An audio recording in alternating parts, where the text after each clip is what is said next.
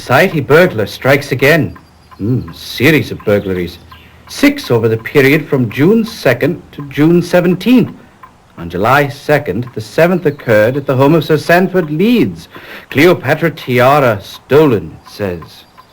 As in the other cases, no sign of extensive search by the thief, and only one piece of jewelry involved. Victims elsewhere at the time. Here's a complete list of the particulars, Holmes, if you'd care to read it. I believe you'll find them in the study. How do you do, gentlemen? I am Gerald Locke. Please be seated, Mr. Locke. How can we be of service? 3 days ago, Guy Clarendon was found murdered at Halliday's. It's preposterous, but Miss Frances Nolan has been charged and is being detained at the criminal court, Old Bailey. Frances Nolan. Ah, yes. Sister of Loretta Nolan, only surviving heirs of Sir Malcolm Nolan, founder of the Aberdeen Navigation Company. I seem to recall that Sir Malcolm and Lady Nolan were killed when some lunatic threw a bomb into their carriage. It seems to me that later I heard something about it being a case of mistaken identity. Wasn't one of their little offspring in the carriage with them at the time? Yes, it was Loretta, Frances's sister. She was only 4. Miraculously, she was uninjured. Mr. Locke, I've heard that you are a suitor for Miss Frances Nolan's hand, are you not? Yes. And was it not also true that she was being courted by Guy Clarendon? Unfortunately, yes. Have you any idea why Frances Nolan was charged with the crime? Well, she was discovered over the body with a pistol in her hand. That would do it. But you don't understand. Frances is totally incapable of murder, not even of a scoundrel such as Guy Clarendon. Scoundrel? But he's from such blue blood.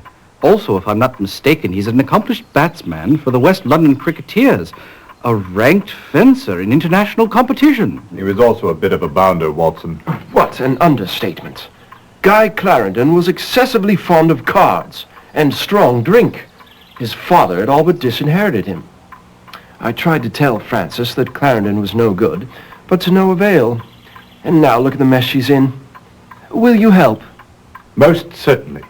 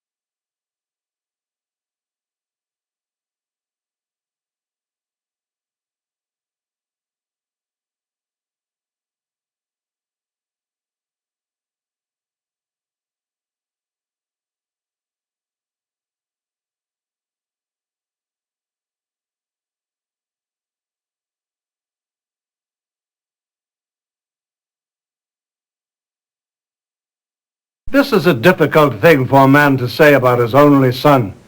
But Guy was a wastrel and a ne'er-do-well. Only a short month or so ago, I gave him £5,000 and told him that was the last he'd see of my money. I'd hoped the shock would bring the boy around, make him realize he had to settle down, instead of wasting his life on gambling and gallivanting around with that wild woman. Which wild woman was that? Loretta Nolan, of course. You mentioned gambling, Sir Francis. Have you any idea with whom he gambled or who might have wanted to kill him? I wish I did. He told us nothing. He only came around when he needed money. And when I told him there'd be no more, we never saw him. Just about broke his mother's heart. There, Gertie. We still have one another.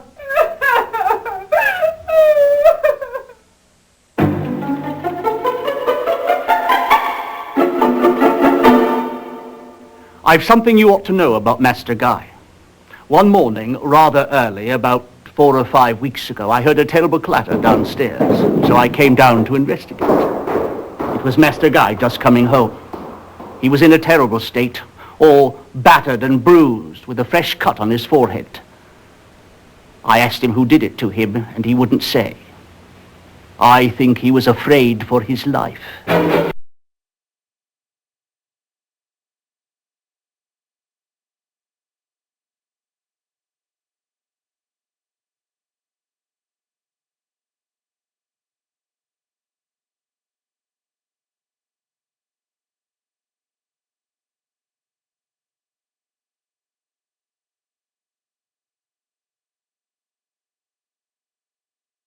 This is a difficult thing for me.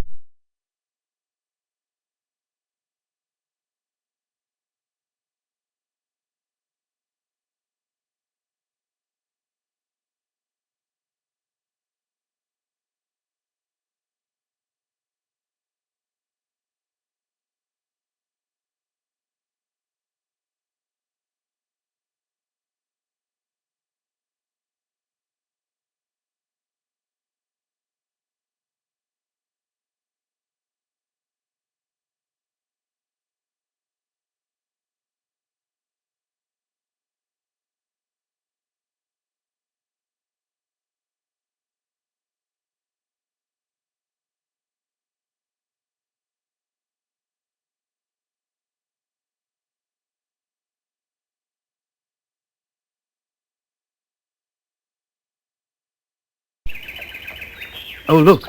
There is a note on the door that says that they will be out all afternoon. It appears we have wasted our time. Excellent deduction, Watson. You're finally learning.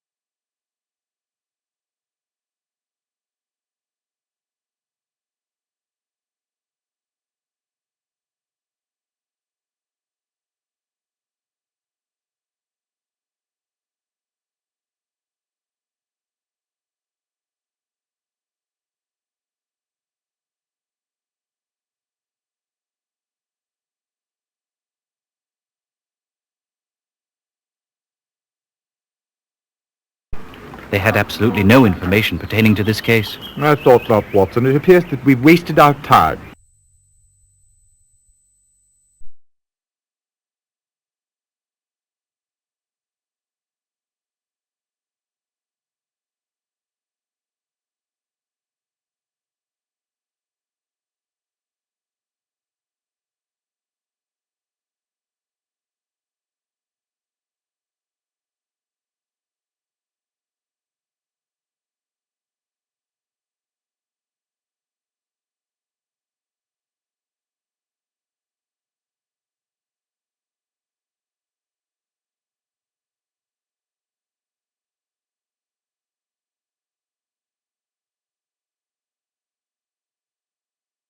I understand that Wilfred Robards is considering taking Miss Nolan's case.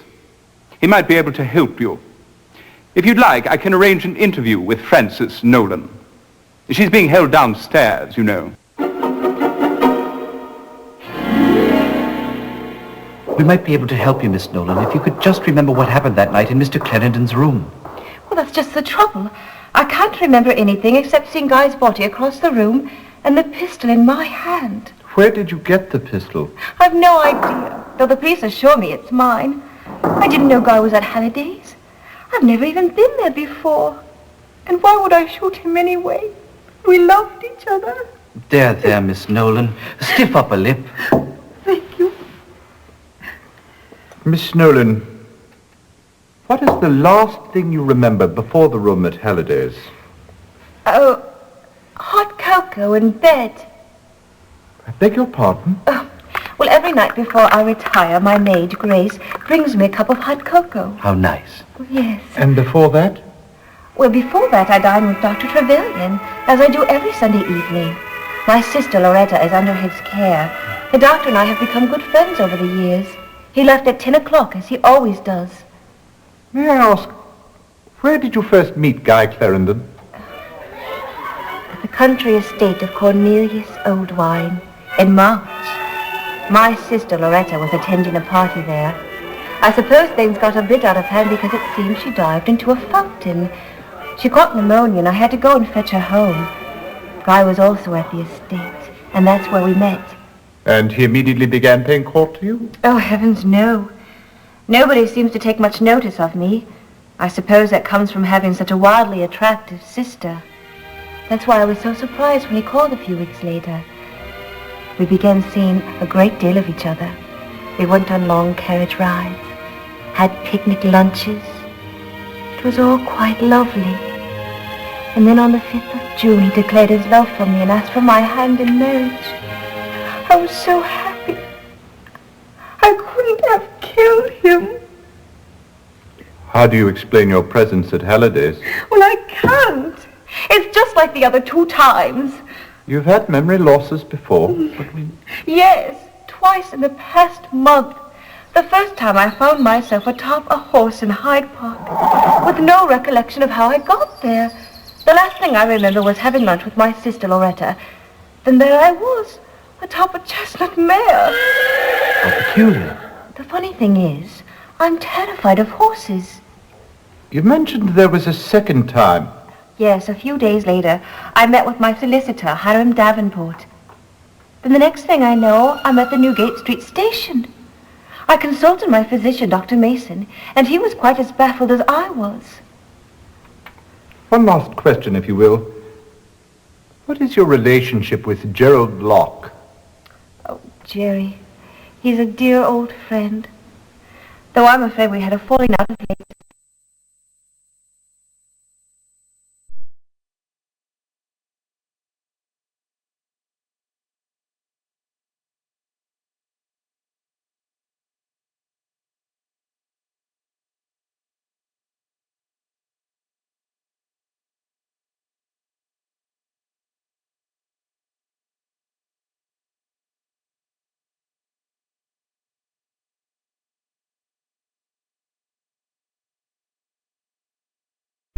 They had absolutely no information pertaining to this case. I thought not, Watson. It appears that we've wasted our time.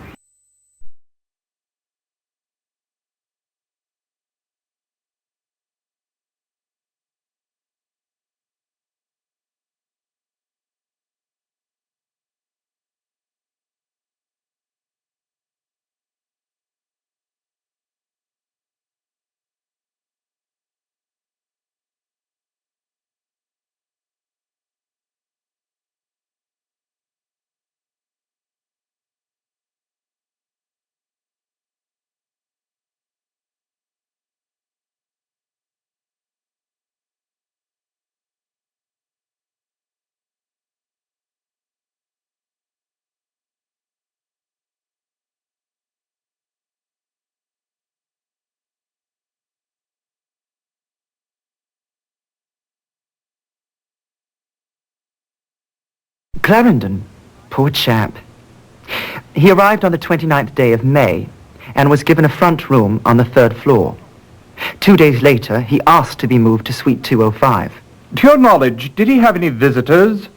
Only 2 that I'm aware of.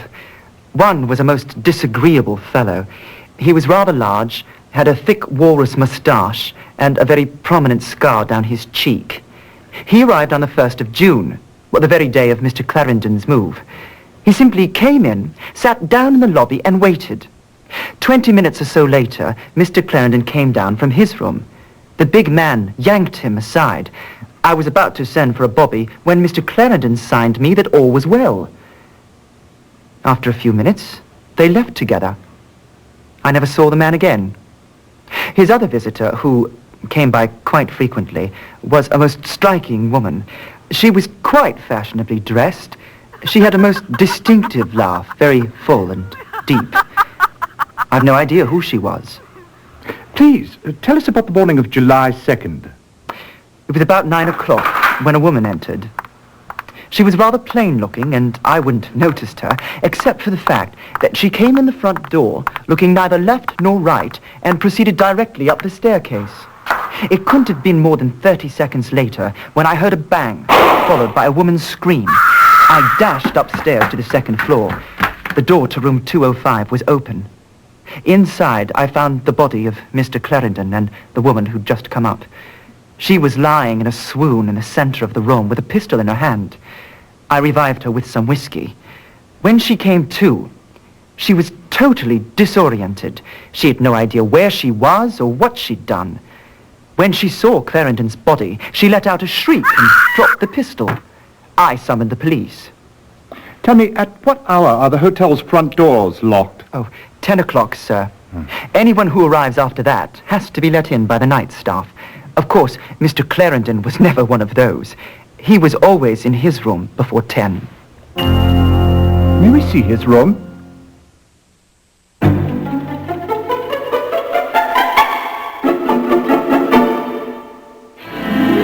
What have we here, Watson? Appears to be a bank statement. Oh, look here, Holmes. It appears the maid missed a spot in her sweeping. Good thing she did, Watson. You're staring at evidence. Blood. What's this stain here? Smells like a fine sherry. Looks like someone's been celebrating. The question is, was it with the body or over it? Nothing much here. A couple of shirts and 3 pair of shoes. But what you failed to notice, my dear Watson, is that one of the pairs of shoes is canvas and has been dyed black. Interesting. A sweater and trousers. An ensemble in black. Not much of a view. All I can see is a brick wall of the building across the alley. Ivy vines binding up a trellis.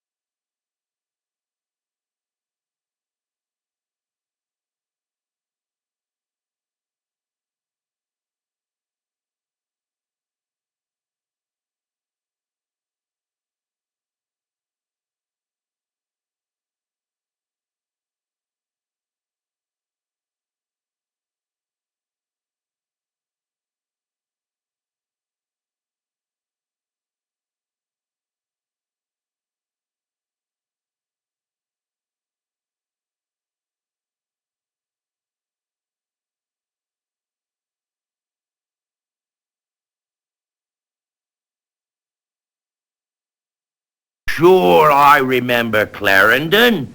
He and his lady friend used to stop in here from time to time, usually on their way to Kilgore's gaming parlor or coming back from it. Rumor has it, Clarendon was into Kilgore for a sizable sum. Do you happen to know how much? £7,000 was the figure I heard. Got to the point Kilgore wouldn't allow him in the door. Clarendon made a big fuss till Gus Bullock stepped in. Clarendon backed down pretty quick. Don't blame him none. Nobody in their right mind would want to mess with the likes of Gus. Do you think Bullock was involved in the murder? Nothing you could tell me about that bloke would surprise me. Anyways, Kilgore makes it clear to Clarendon that he wants his money. Then, a month or so later, Clarendon comes in all smiles, and he and Kilgore getting on like chums. Figure Clarendon must have paid him back. Then, Calvin Leach steps into the picture. Now, who's Calvin Leach? Leach deals in what you might call stolen property. Square dealer, too. Give you one half the value of the article. What does Leach have to do with Clarendon and Kilgore? Usually nothing at all. But there it is. Leach, Kilgore, and Clarendon meeting late at night just as thick as thieves. The meetings continued on right up to, well, the night before Clarendon's death. Very interesting. Now, we've been standing here jawing, and I don't recall hearing anybody order nothing. What'll it be, mate?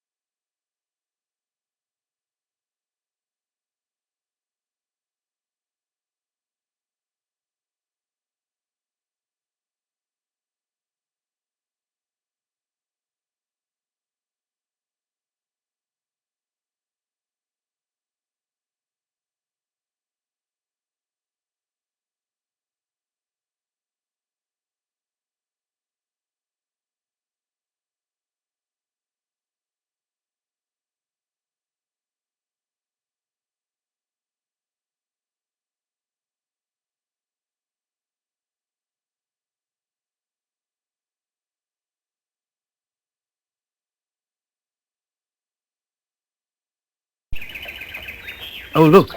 There is a note on the door that says that they will be out.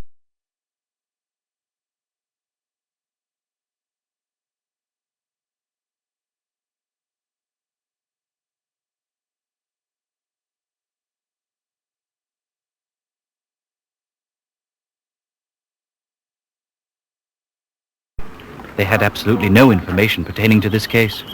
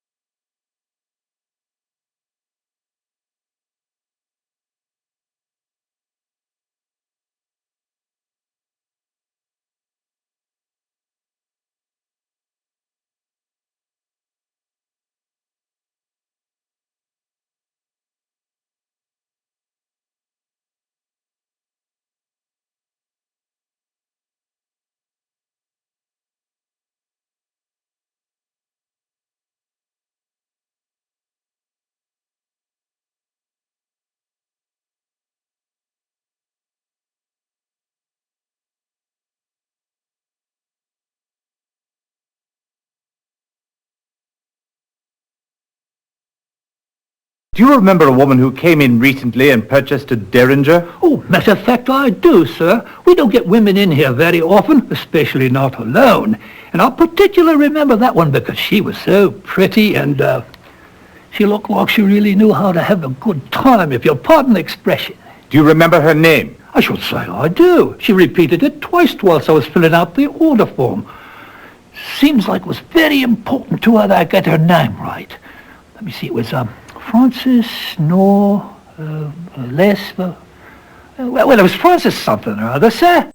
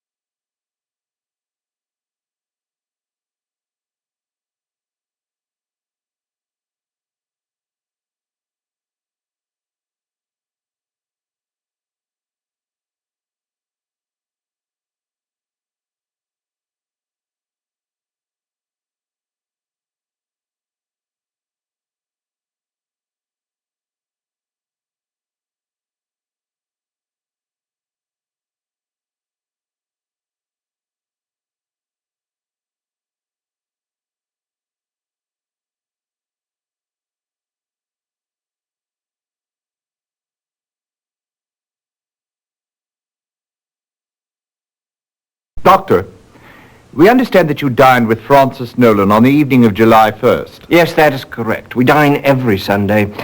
Her sister Loretta has been under my care for some 10 years. First at the Mesmer Braid Institute and then in private practice. Without breaching physician-patient protocol, would you mind telling us the nature of her illness? She never quite recovered from the overwhelming trauma of watching her parents being blown to bits. I quite understand. As is often the case with young orphans, they tend to create fantasies about their parents. Miss Loretta Nolan truly believes that her father was the King of England, making her a princess. Do you think her unconventional behavior stems from that fantasy? Absolutely. As a princess, she believes she can do no wrong. I must say that she's worlds apart from her sister Frances. Do you know Frances Nolan well? Yes, rather. Through my treatment of her sister, I've known her for years. Let me say that it is difficult to believe that Miss Frances is capable of murder. She has a quiet, unassuming personality.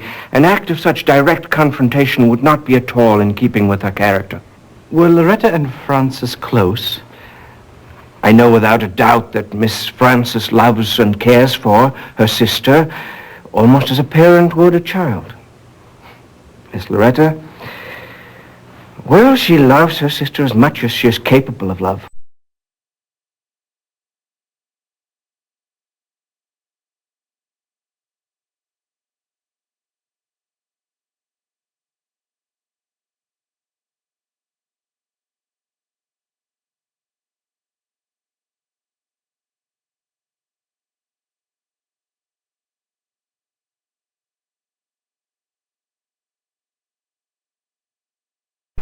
They had absolutely no...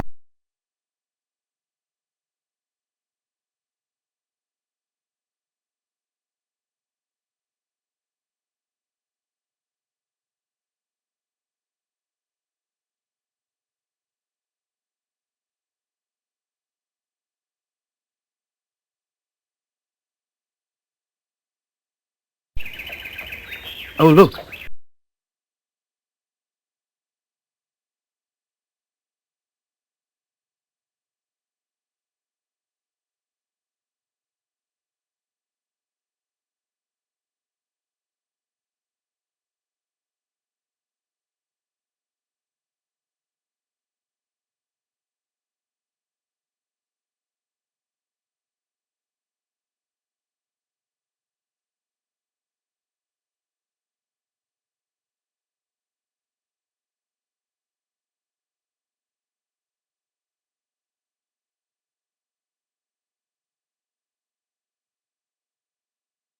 Their father, Sir Malcolm, left them each a 1/6 share. Several years ago, as soon as she came of age, Miss Loretta divested herself of her stock.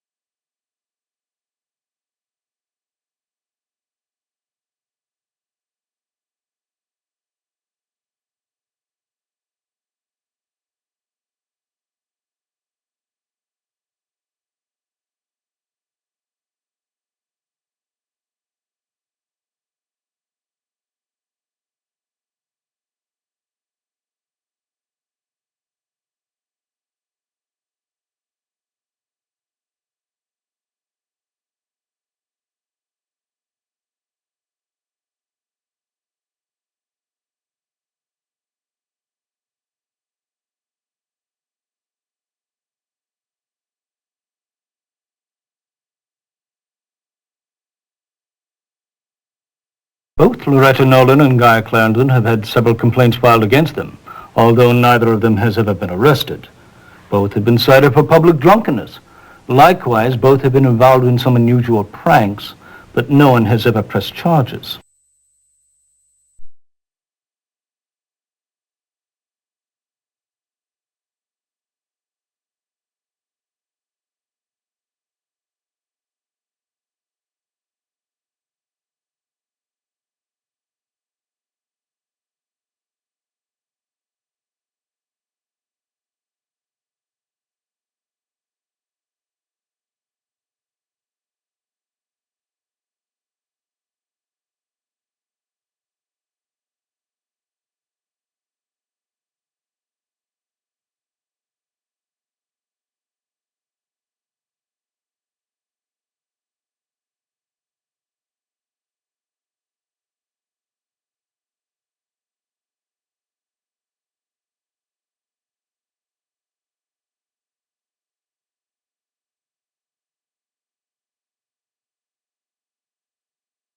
Sorry, Holmes. No information here.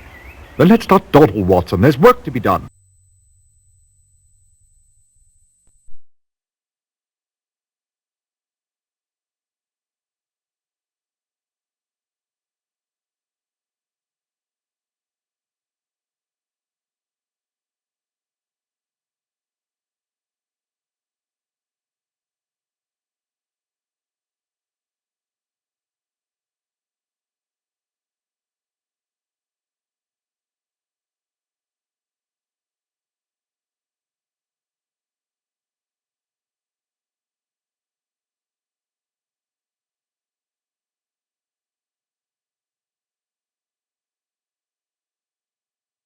My husband, God rest his soul, gave me that necklace for our 50th wedding anniversary.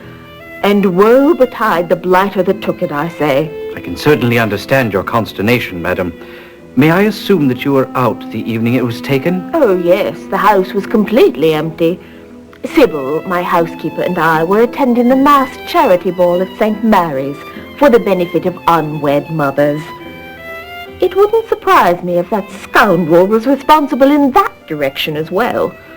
Society burglar, indeed. He's of the lower classes, mark my words. Do you keep your jewels locked up? Oh, I keep them in a very secret place. A box made to look like a copy of Great Expectations on the bookshelf amidst the other books. Hiram, my late husband, thought of that, but the thief went right to it.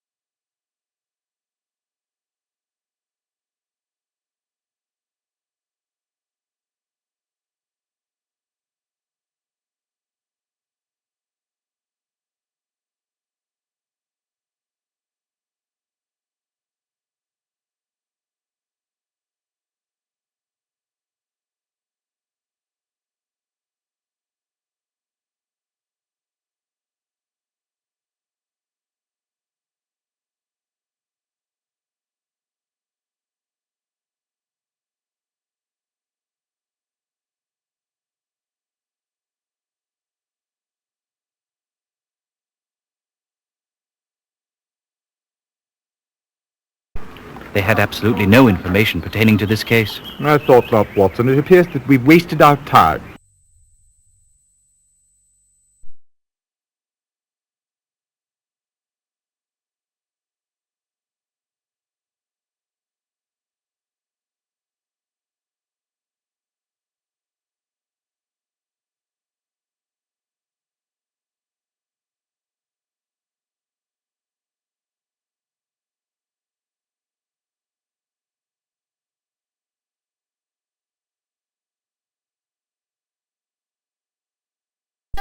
We were at a reception at Buckingham Palace for the new head of the China delegation. Upon arriving home, my wife discovered that her favourite ruby earrings were missing. We noticed nothing else out of place. No sign of a search, that is. And none of the servants had heard anything suspicious.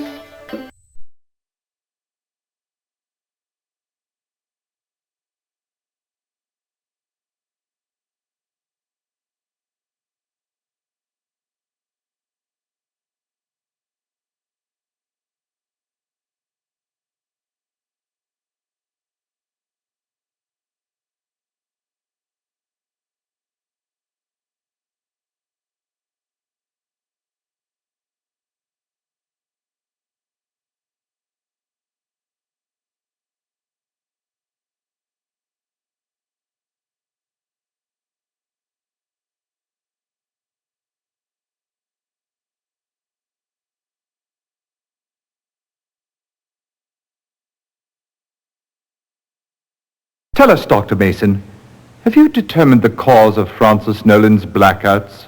It's the strangest thing, really. But I examined her thoroughly and found nothing physically wrong. She could not recall receiving a bump in the head, nor did she complain of dizziness. All I could suggest was perhaps she was overtired and prescribed rest. It remains a complete mystery to me.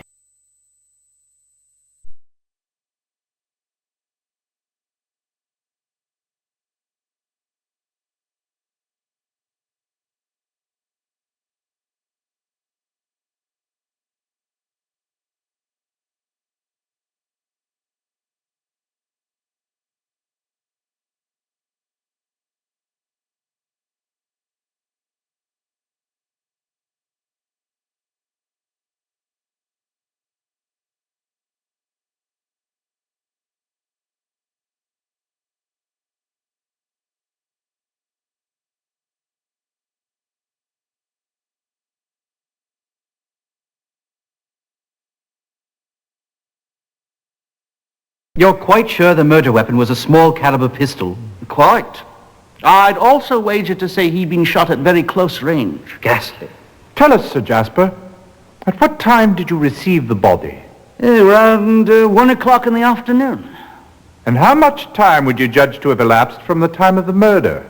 Well, it's always difficult to be precise in these matters, but I'd venture to say he'd been dead anywhere from 4 to 10 hours.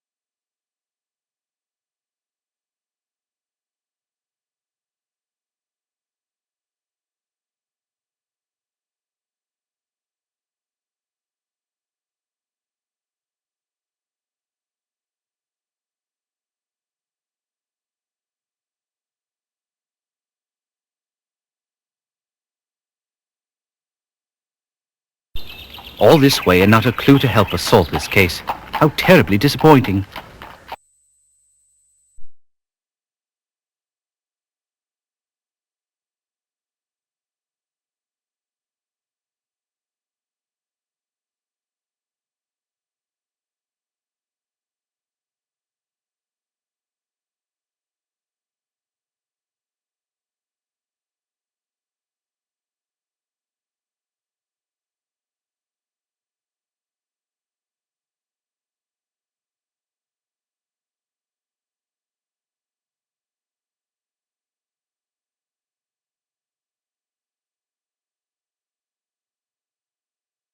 Tell us, who was at home on the evening of the 1st? Well, just Miss Frances, sir.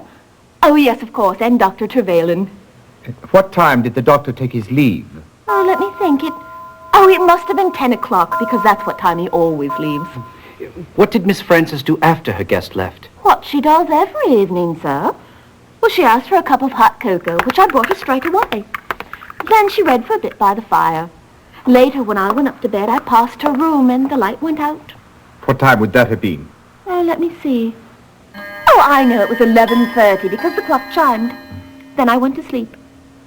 Later, I was awakened in the middle of the night, right in the midst of the most peculiar dream. You see, I was barefoot and trying to buy a pair of shoes, As fascinating as all this is, could we get back to what it was that awakened you? Oh, yes, of course. Well, it was something that I heard, or thought I heard. I listened for a bit, but that was the end of it, so I went to sleep again.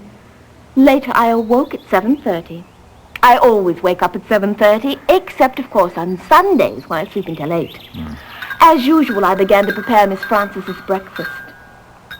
I had no sooner gotten to the kitchen when I heard the front door open and close. Well, I ran to the front window and peeked out, and there was Miss Frances walking down the street. And why do you deem that so unusual? Well, she never leaves before she's eaten one of my currant buns.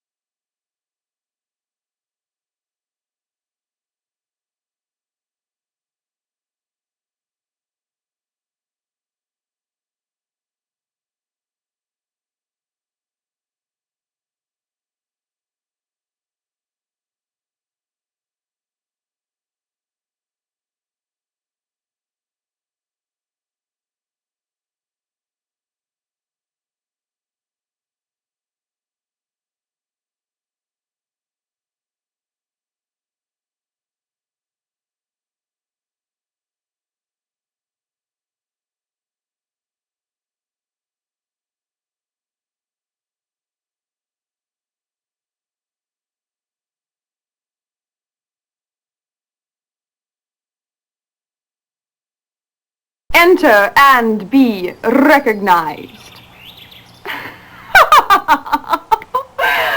Oh, you don't wish to play Her Majesty, eh? Very well. You do not seem particularly disturbed by the recent turn of events, Miss Nolan. Each of us grieves in his own way, Mr. Holmes. It must be difficult for you to face the possibility that your own sister may have killed your dearest chum. Guy was fun to be with. And as for Frances, I love her dearly, but, well, it's funny to think Miss Right and Proper has finally gotten herself into a bit of a jam. Miss Nolan, may I ask, when was the last time you saw Guy Clarendon? Let me think. I believe it was the Richmond's party last Thursday. Yes, I'm sure of it. God, we did cut it up a bit there. And after the party? We did not go home together, if that's what you're implying. That would have broken Frances's heart. She was head over heels for Guy, you know. She had some foolish notion that he was going to marry her. Not that someone like him ever would. But I do recall her saying, and it might have been the night of his death, that she was going to have a talk with him about their future.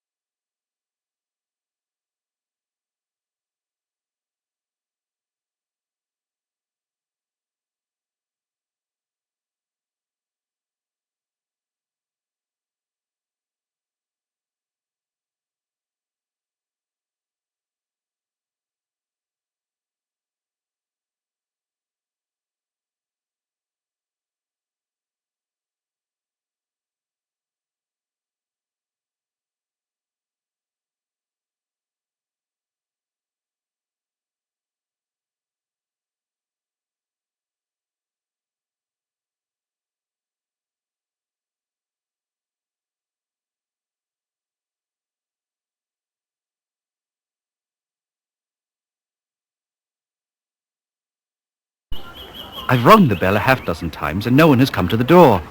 Really, Watson? Next time I would appreciate it if you would thoroughly research your leads before you ask me to come along.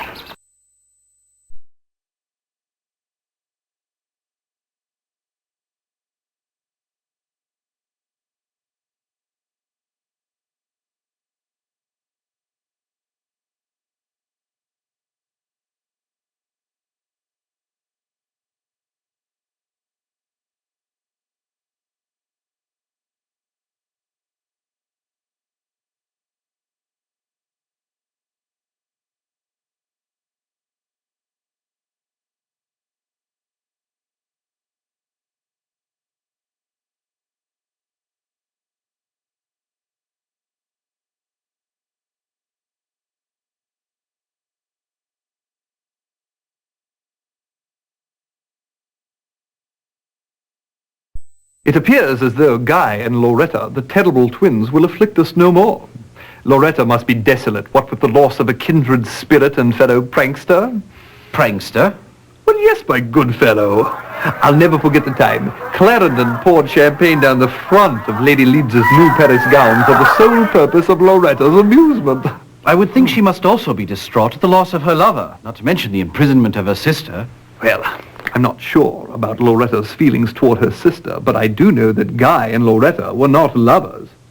Though outwardly they made an excellent couple, he tall, handsome, and from a moneyed family, and she beautiful and an heiress in her own right. Yes, it would have been a match made in heaven. But it was a match made in far hotter regions, I suspect. Francis claims that she and Clarendon were engaged to be married. Well, that's hard to imagine him being who he is. Or was, as it were. Why do you say that? Well, Guy Clarendon was not at all a desirable sort. He'd all but been disowned by his own father for his compulsive gambling. The utter disregard for other people's money is probably what drew Clarendon and Loretta Nolan together in the first place. After all, she had managed to fritter away almost her entire fortune, unlike her sister Frances, who still had her inheritance, if not her honor, intact. Oh, that explains it. What are you driving at, Holmes? From all I've heard of Clarendon, I suspect his interest in Frances was directed toward her sizable bank account.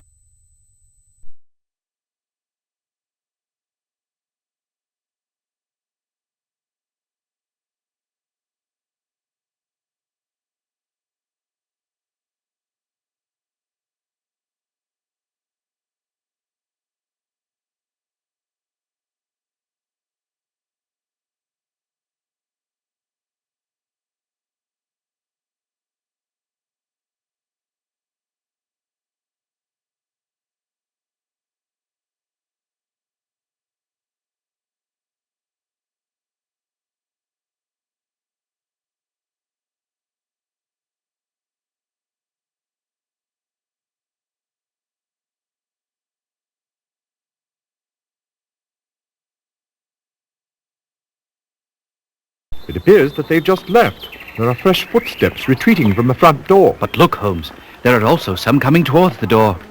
Terribly observant, Watson. However, the prints you are looking at belong to us.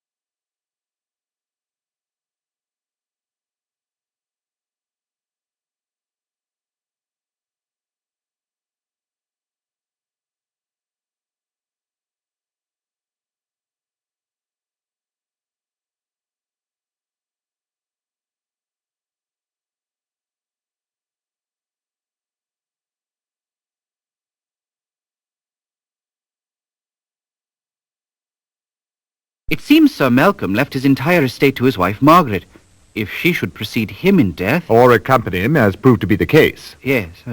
Then the estate was to be equally divided between his two daughters, Frances and Loretta. The estate included a 1/3 share in the Aberdeen Navigation Company.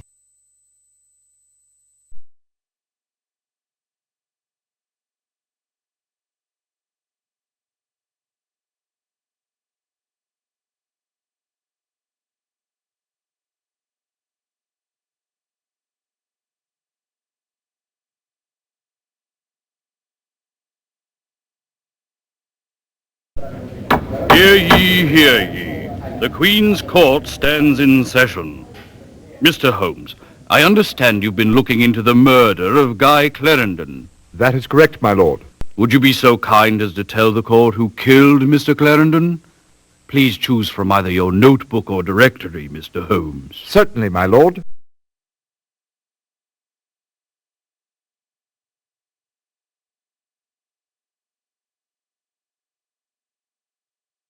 Sorry, Holmes, but my sources tell me you've chosen the wrong suspect.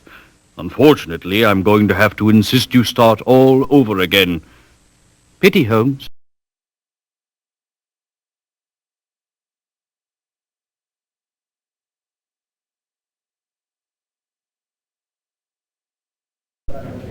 Hear ye, hear ye. The Queen's Court stands in session. Mr. Holmes, I understand you've been looking into the murder of Guy Clarendon. That is correct, my lord. Would you be so kind as to tell the court who killed Mr. Clarendon? Please choose from either your notebook or directory, Mr. Holmes. Certainly, my lord.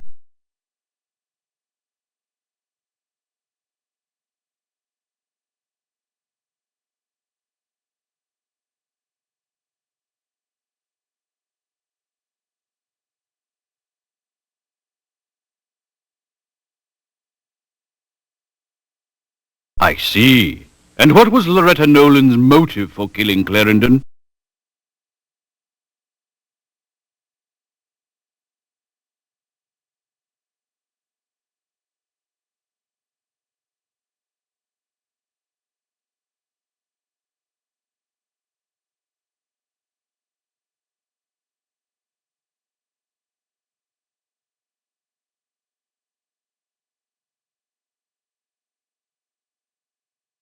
Ah, greed. Pure and simple. Now, have you determined why Francis Nolan went to Halliday's? I have, my lord. Please inform the court.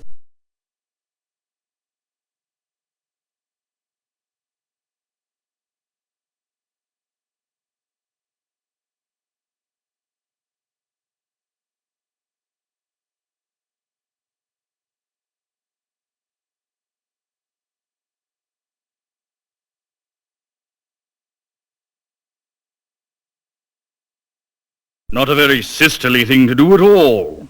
Is there anything else you wish to report to the court? Yes, my lord. I believe we've also solved the case of the society burglar. You don't say. Who is the guilty party? Remember, we may choose from either the notebook or the directory. I believe we are already aware of that, Watson.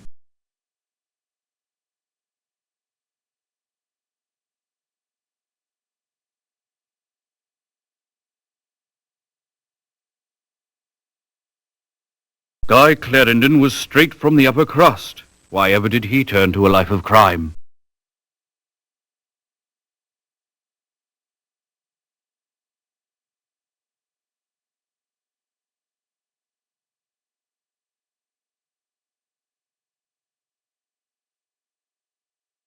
Congratulations, gentlemen. This was a difficult case. On the contrary, my lord, it was elementary. That's what you think.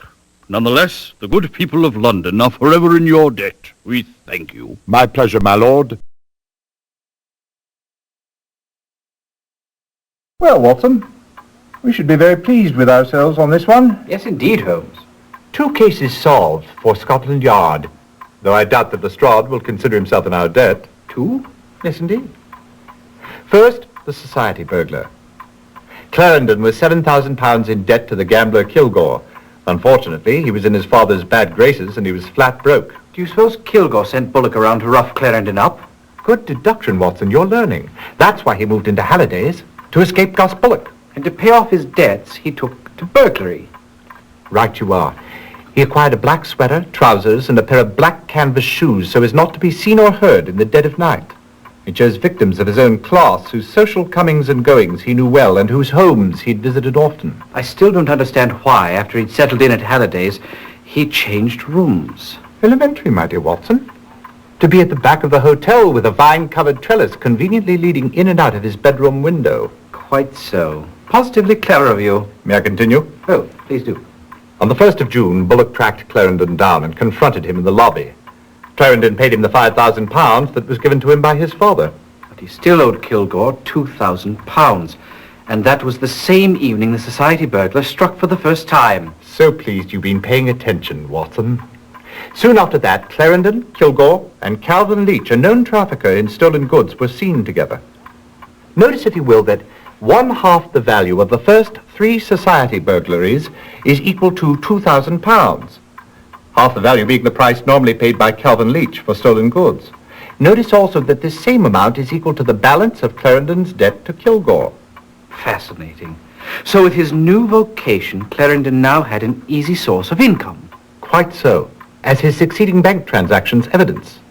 On the day after each of the next 3 burglaries, Clarendon made deposits. Everything went along swimmingly, and by June 30th, his debt was paid. But the tiara was stolen July 1st. Yes, Watson. Apparently, young Clarendon thought he'd found himself a new vocation. He might have lasted longer at it if he'd chosen something else to steal. Whatever do you mean, Holmes? Loretta Nolan's delusion that she was born of royal parentage proved to be his undoing. If she took it, how did she manage? No one saw her enter or leave. She came and went the same way Clarendon did, via the trellis. She was armed with a derringer purchased at Escott's in her sister's name. Clarendon returned from his night's work and poured 2 glasses of wine in celebration. That's when Loretta Nolan shot him and took the tiara. How wicked of her. Not nearly as wicked as what she did next. What? She went to her sister Frances's home and hypnotized her. She then proceeded to instruct her to go to Clarendon's room with the derringer and fire it into the ceiling. Incriminate her own sister? But why? If we could determine that precisely, we could start our own institute. Sick mind, no doubt. But tell me, Holmes, how did Clarendon know the precise locations of each of his victims' jewels? Excellent question, Watson. Although there is no clear-cut evidence for this, I can only assume that Loretta Nolan must have been in on it too. The only way Clarendon could have known the locations of the jewels was if the victims themselves had told him where to look. None of them recalls having told anyone, but in fact they did tell someone. Who? Loretta Nolan. She managed to hypnotize each of the ladies whose jewels were stolen and got them to reveal the precise locations of the family treasures. And left them with no memory of having done so. Precisely. Astounding, Holmes. Elementary, my dear Watson. Dear Holmes, my word, dear Holmes. Perhaps we are in the wrong business altogether. If we had been top-notch, we should have cracked this case in 40 points. Perhaps we should consider opening a tobacco shop and leave the detective work to Scotland Yard.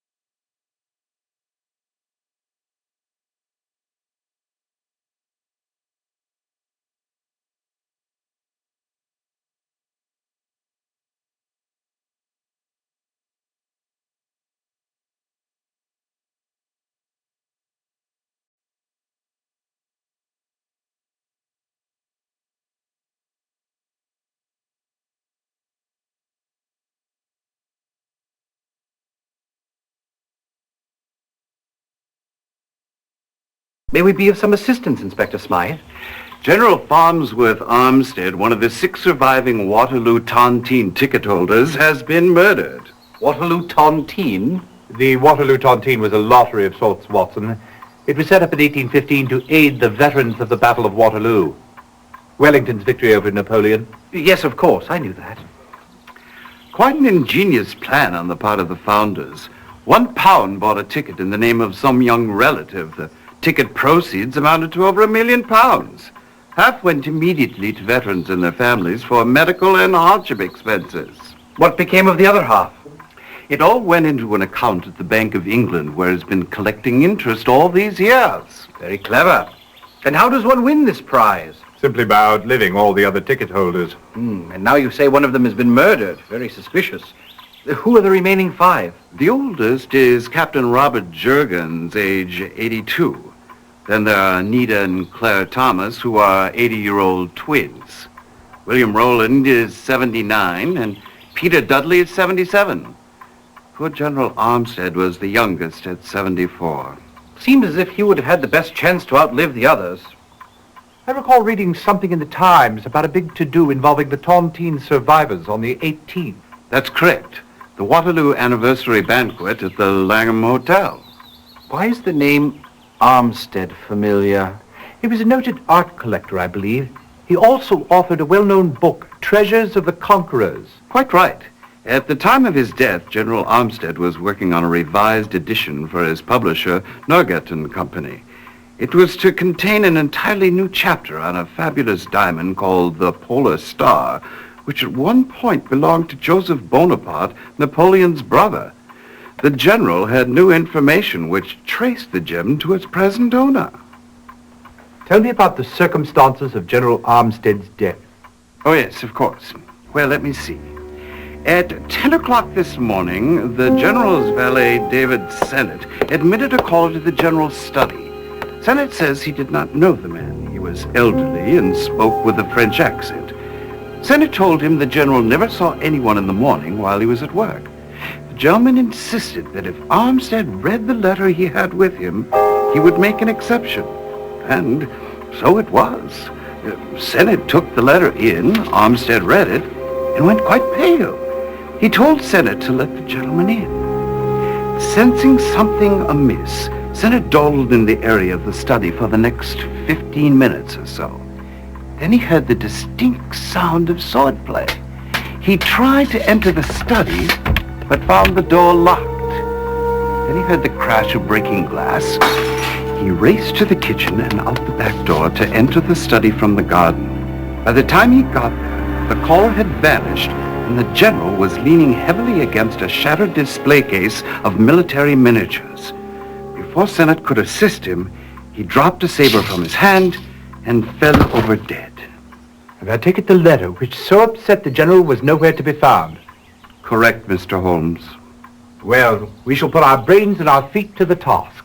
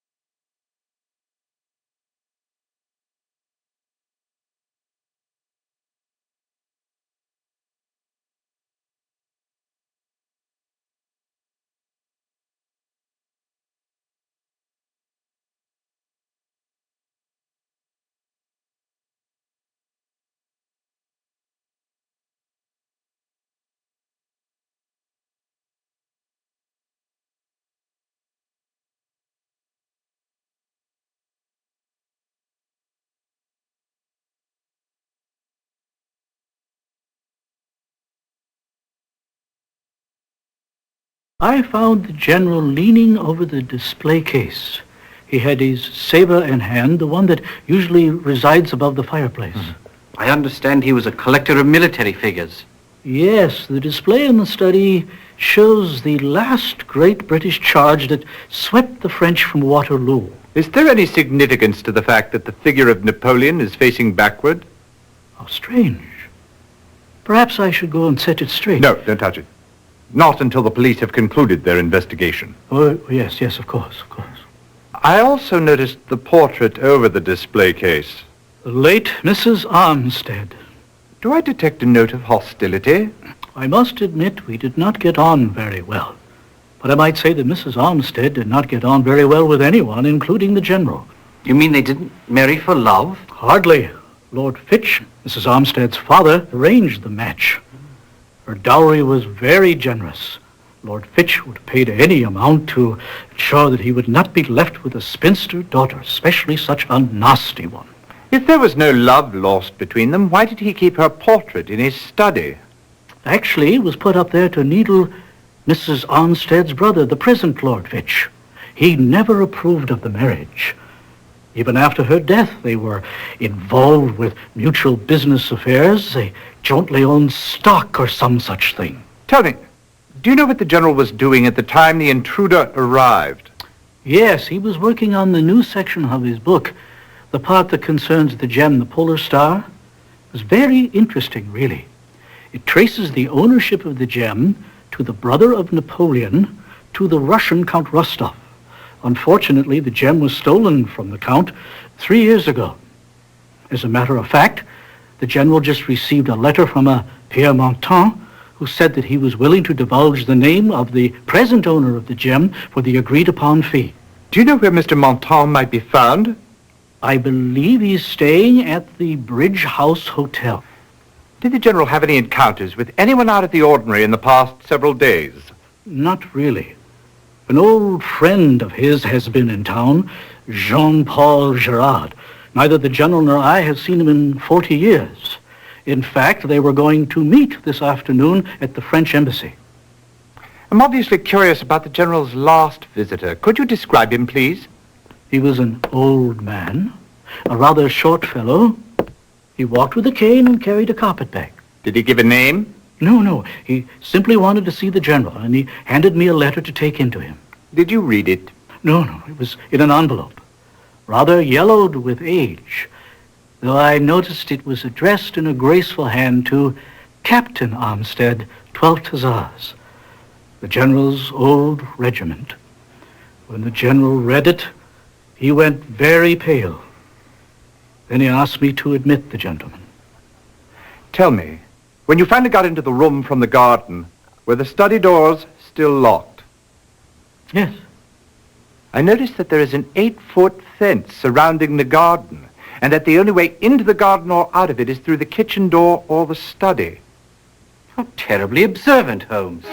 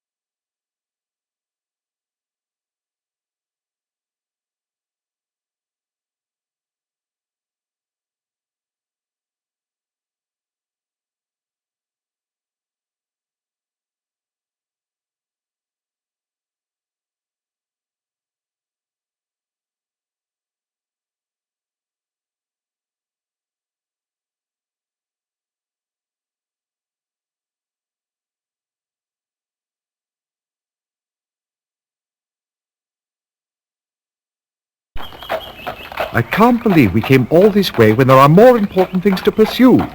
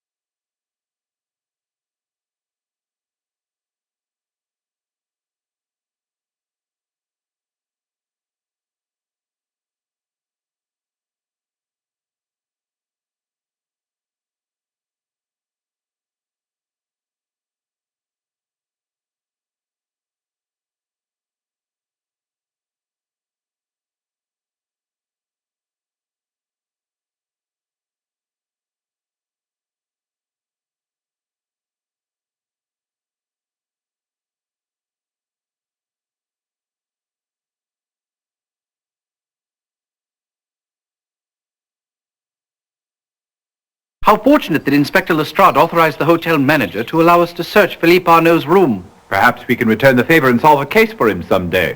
Today, for example. Let's look around. How strange that a man who requires a cane would leave without it. Perhaps he doesn't require it for walking. Look here at the handle. Well, that could certainly give a fellow a start. Precisely, Watson. Look here. It appears to be a letter. Looks quite old. It's addressed to Captain Armstead, 12th Hussars. Shall I read it? Please do. Dearest, how I hated you for leaving me, but the child, our child, eased my heartache and muted the hate. Now my sweet baby is dead. How cruel that the innocent must suffer for the sins of others. Now I have nothing. Now I am nothing. I cannot bear the pain. Goodbye, I love you still, Fleurette. How tragic. Why, perhaps this is the very letter that the General read. Good thinking, Watson.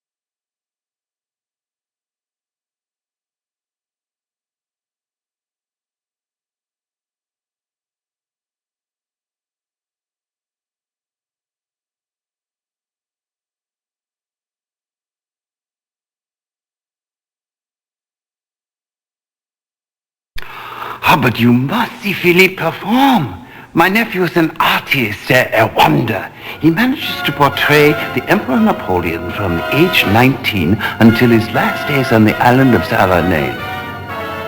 You would swear 5 different actors playing the part, but no, it is only Philippe aging before your eyes. At 48, he's the toast of the continent. You seem rather young to be the uncle of a 48-year-old man. I am but 8 years older than Philippe, though I can assure you I am his uncle. You might say that our family has a history of late arrivals. Philippe's father was 25 years older than myself, and Philippe's poor sister was 15 years older than he. Why do you say poor? She died many years ago under tragic circumstances. In fact, her mother was so upset over her daughter's death that she was put into an asylum. We received word yesterday from the asylum that she had also passed away. It upset Philippe very much, resurrecting old ghosts, as you might say. But we have been playing for enthusiastic audiences for several weeks. As we say in the business, the show must go on. And Philippe is a trooper. He would never allow it to affect his performance. Can you tell us where Philippe Arnaud is this morning? We should like very much to meet him. Well, he is not here now. Our company is staying at the Grand Hotel. However, I believe today he is visiting the National Gallery. But if you would come back this evening, I will have tickets awaiting, and after the show, you're welcome to come backstage and meet him.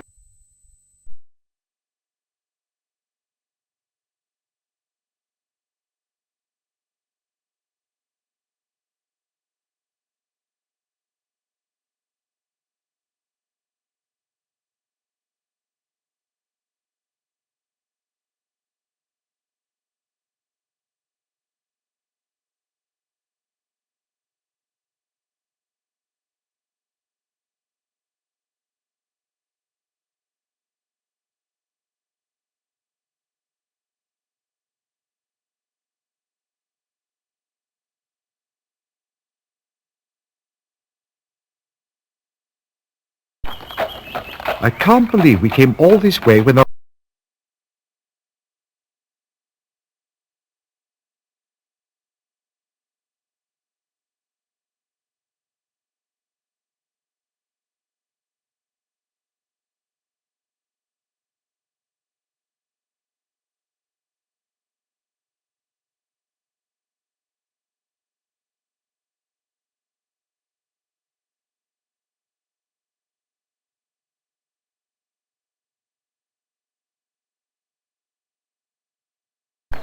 pity.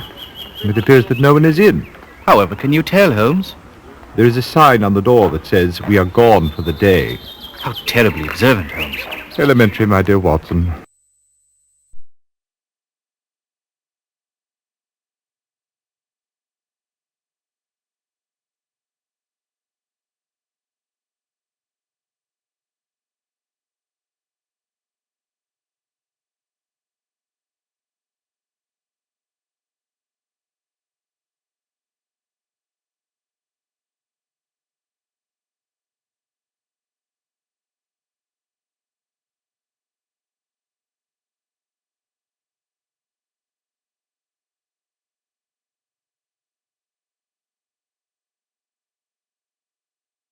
How in the world did you hear about it so soon, Mr. Holmes? The body's still warm. Couldn't have happened more than 10 minutes ago. Body? What body? Well, the one what's upstairs in 203. We're here for something else, actually. Looking for Pierre Martin. Well, that's the very fellow what was done in. Tell me, young man, do you know what transpired? Well, Mr. Martin checked into the hotel on the 8th. He was a Frenchman. I didn't speak to him much. Who discovered the body? I did. Well, I came along to his room to deliver a wire. Here it is, sir. Information still valuable. See me, Wells, Osborne, Norgate and Company, publishers. Tell me, did you see anyone suspicious hanging about? No. No, sir.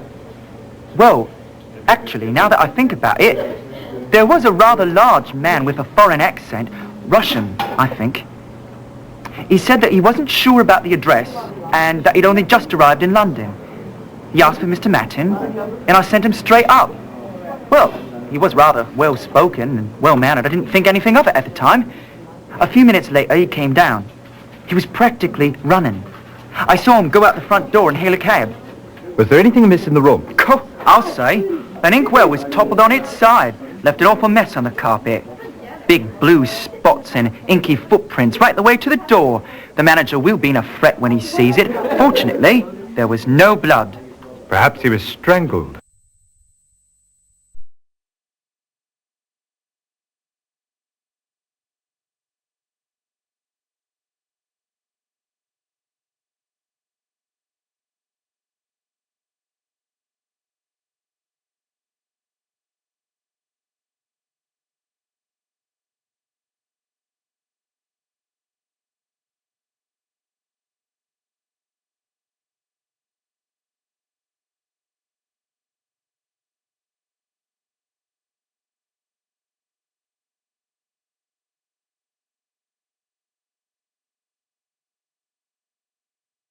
Are you from the police? Were you expecting the police? I was. My valet, Vladimir, reported to me that his interview with Pierre Martin was decidedly unproductive, as he was dead when Vladimir arrived. I see. Tell me, why did he go to see Martin in the first place? It was in reference to a certain valuable possession of mine that was stolen some years ago by Pierre's brother, André. I was in Paris, and I read in the London Times that General Armstead was to revise his very interesting book to include a chapter concerning that possession. Originally, I came here to visit him. Then how did you discover Martin's whereabouts? Shall we say, someone made me aware that Martin was also in London, that he was the general source of information. But when the General Armstead was reported dead, I had no other alternative but to pay a call on Martin. So I sent Vladimir, an old man's legs, you understand, to speak with him.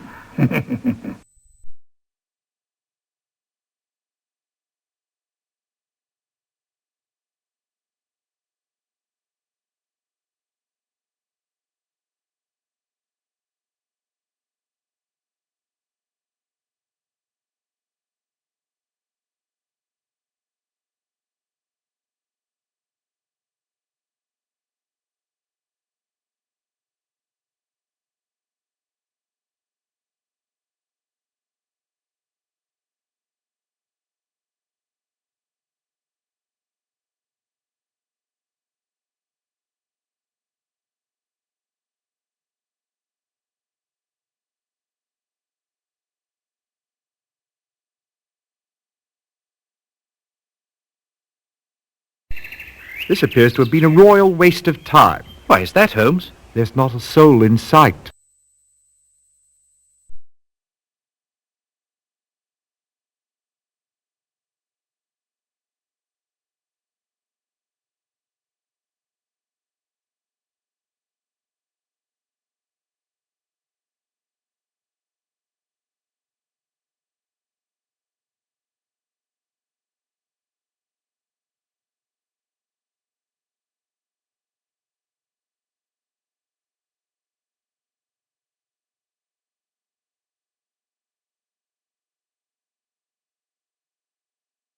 I admit I strongly disliked Armstead. He was a cad who made my sister's life miserable.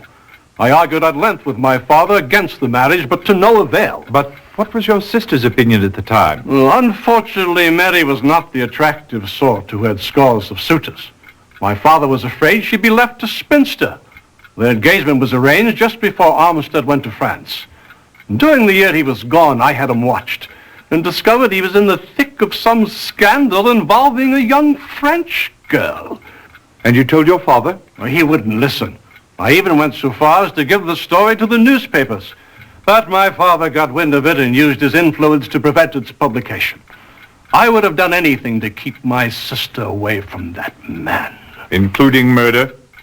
Why, that's preposterous. Well, surely you don't think... I was scheduled to meet with Armstead today. But you see, my wife took ill.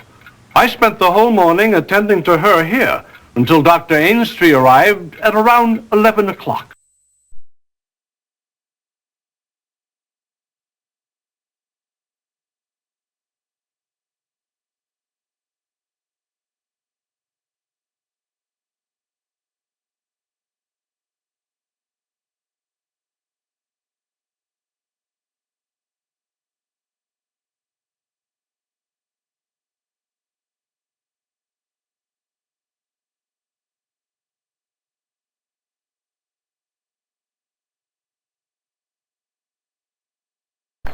Pity. It appears that no one is in. However can you tell, Holmes? There is a sign on the door that says, "We are gone for the day." How terribly observant, Holmes. Elementary, my dear Watson.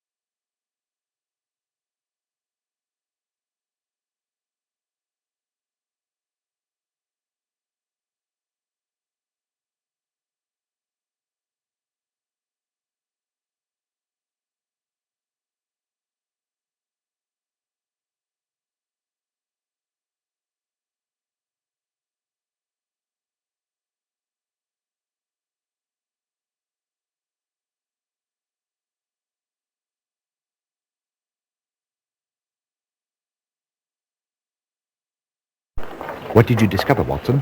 He wasn't in, Holmes, though his landlady suggested we might try the Red Bull Inn. The woman practically talked my ear off, went on and on about how Lacey constantly plays up to his uncle, Captain Jurgens, who's one of those old gents with the ticket in the tontine. I thought she'd never hush up.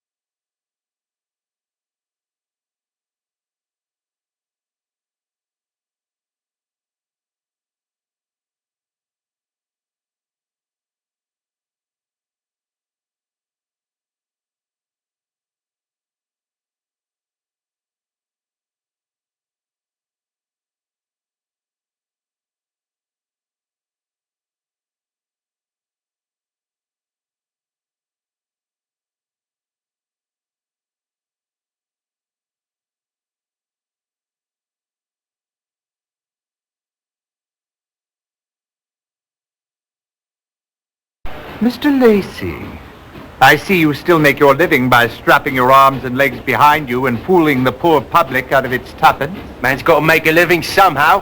What can I do for you, Holmes? I want to ask you about the murder of General Armstead. General who? Really, Lacey.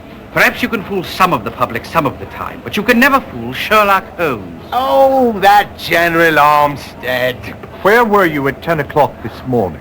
Where else would I be? I was at church. You, Lacey, at church. It hardly seems likely. I swear, at St. Mary's. They pass out soup and bread every morning at 9:30. The father will vouch for me. You can even ask him. I may just do precisely that.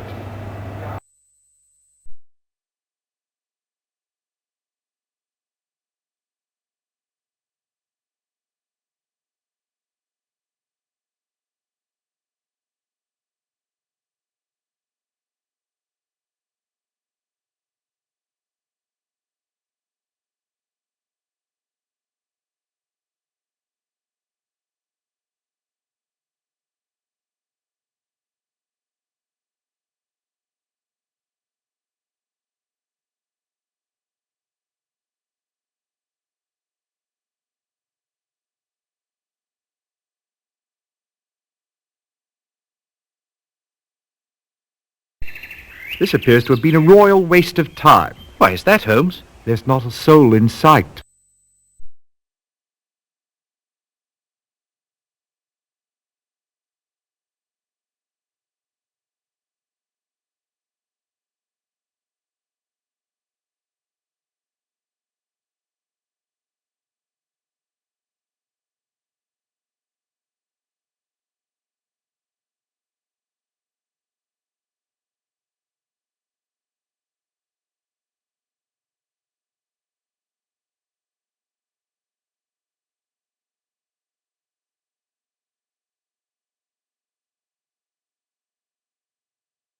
Sorry, Holmes. No information here.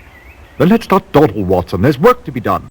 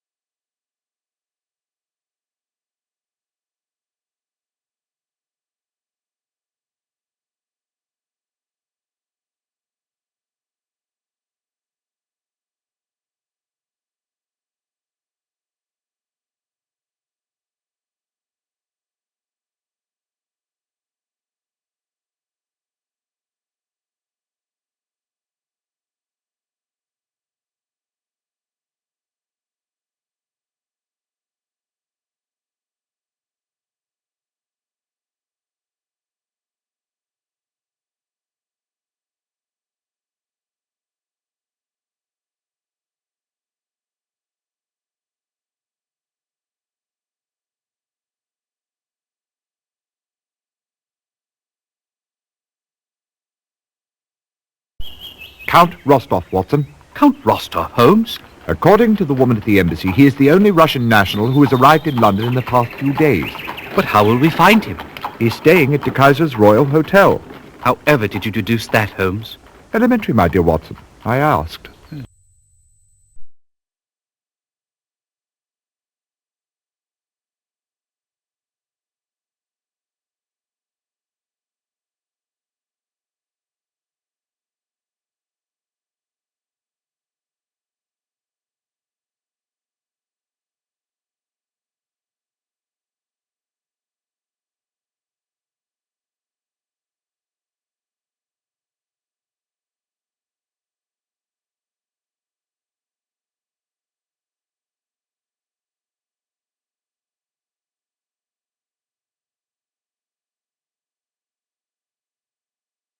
Bloody shame it was about General Armistead's death. How touching, Shinwell. You're really grieved to see him pass on. Well, sure, I had me money on him. I should have trusted me instincts and gone with one of the ladies. Captain Jurgens doesn't seem to have had much of a following, even at 25 to 1. Nah, that's just Booth Lacey and his cronies, and that's really a sentimental bet. You see, Jurgens is Lacey's uncle.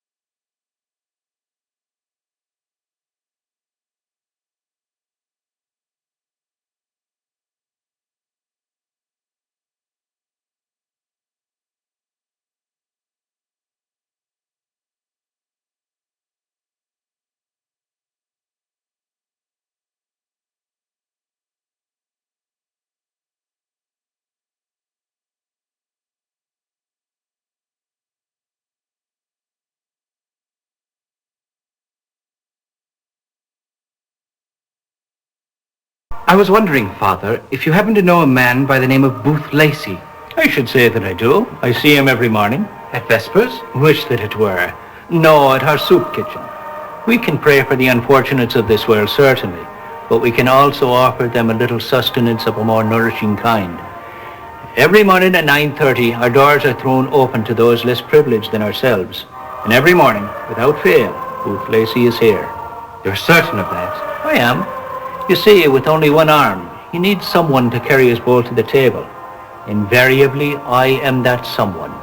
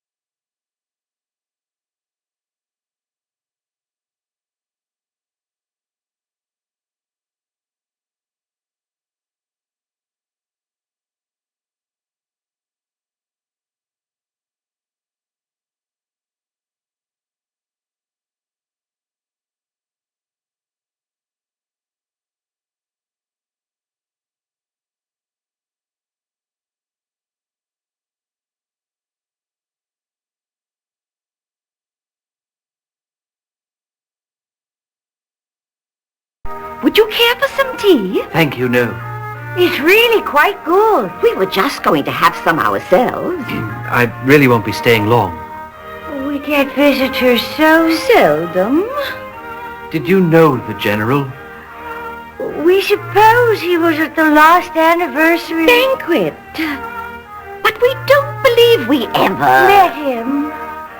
We were so sorry to hear of his death. It is such a pity. Well, so I imagine you ladies have thought about what you do if you won the tontine money. We have no living relatives, so there's no one to share it with should we win. We need very little to get by on. Undoubtedly, we would leave it to the Ladies' League for the Preservation of Finches.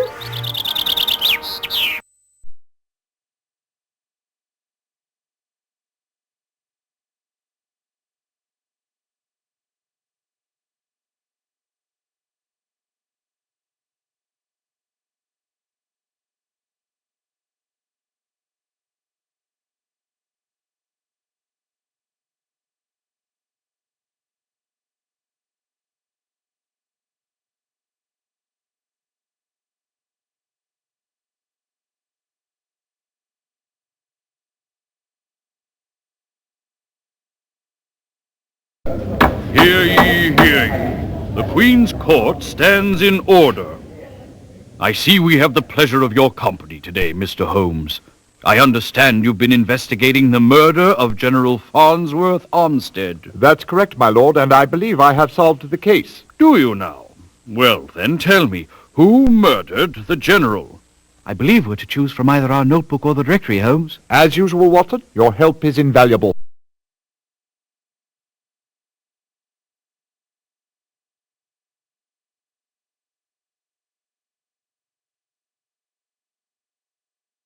A brilliantly logical deduction, Holmes. Thank you, my lord. Now tell us, why was the General killed?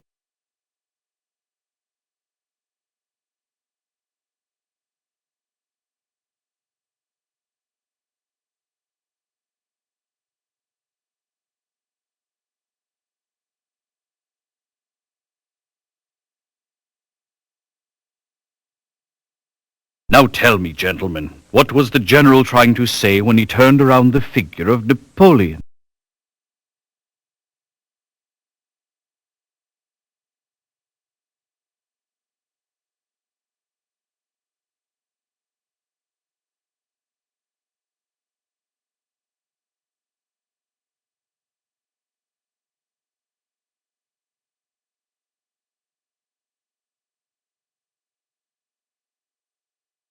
Rather clever of the old boy now, wasn't it? Indubitably. A man who keeps his wits about him to the last has my undying admiration. I was wondering, just for the record, could you tell us what the General used to call his wife?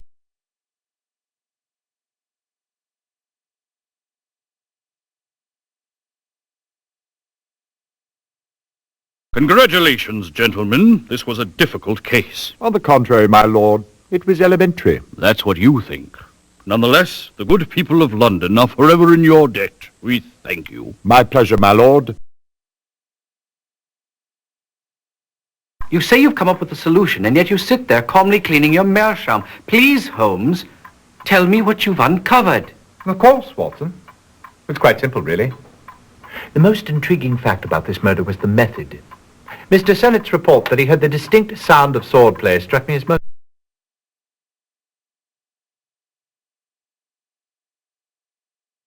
You say you've come up with a solution, and yet you sit there calmly cleaning your meerschaum. Please, Holmes, tell me what you've uncovered.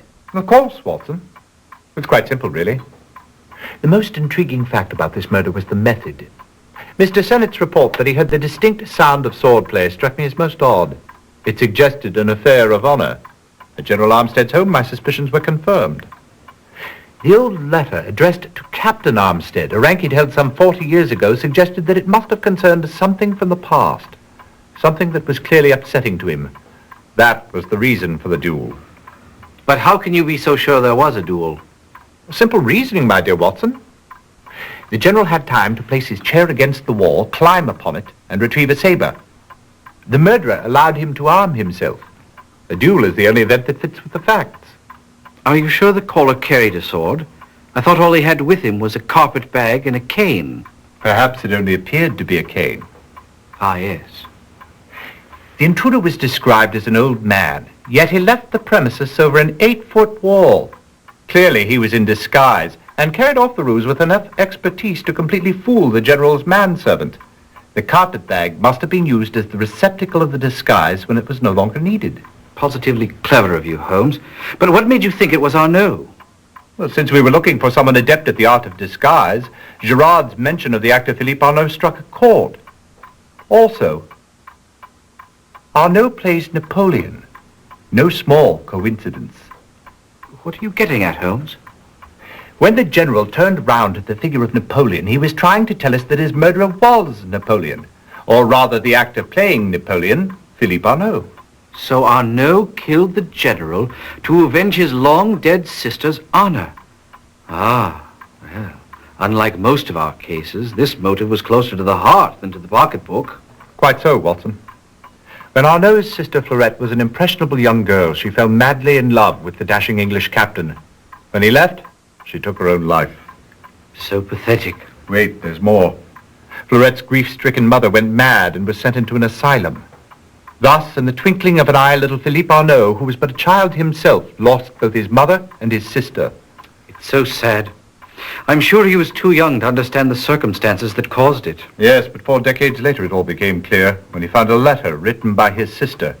It yielded an explanation and a name. Armstead. He came to London armed with that letter and a sword cane. But he was here for several weeks before he did the deed. Yes, and he might not have done it at all had it not been for the news of his mother's death. That was the final blow. He went straight away to the General's home to take his revenge.